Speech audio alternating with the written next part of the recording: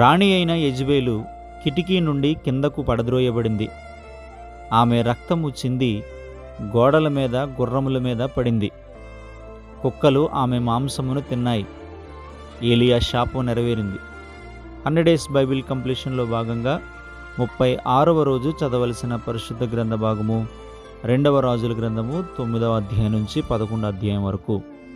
Elisha ప్రవక్తల శిష్యులలో ఒకడిని పిలిపించి యెహూను రహస్యంగా రాజుగా అభిషేకించాడు.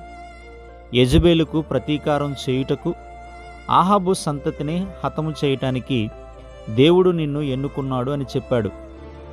యెహూ రథం పిచ్చివాడిలా తోలుతున్నప్పుడు అతని తోలుటను చూచి కాపలాదారుడు అతను ఖచ్చితంగా యెహూనే అని గుర్తుపెట్టాడు. ఈ యెహూ ఆహాబు యెజెబెలుల కుమారుడైన యెహోరామును నాబోతు ద్రాక్ష తోట దగ్గర గురిచూసి బాణమును సంధించగా అతడు చనిపోయాడు. అతనిని అక్కడే అదే తోటలో పడవేశాడు.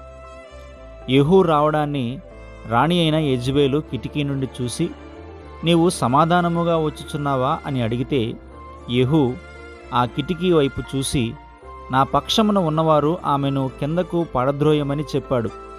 ఆమె కిటికీ నుండి కింద పడద్రోయబడింది. ఆమె పడద్రోయబడినప్పుడు రక్తము చింది గోడల మీద, గుర్రముల మీద పడింది. గుర్రముల చేత తొక్కబడింది.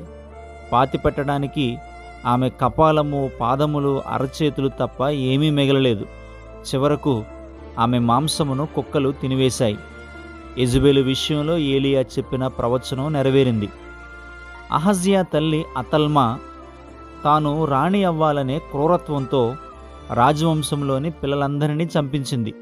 అయితే అహజ్యా సహోదరైన యెహోషబా అహజ్యా కుమారుడైన యోవాషును రాజకుమారులతో చంపబడకుండా 6 సంవత్సరాలు దేవుని మందిరంలో రహస్యంగా పెంచింది.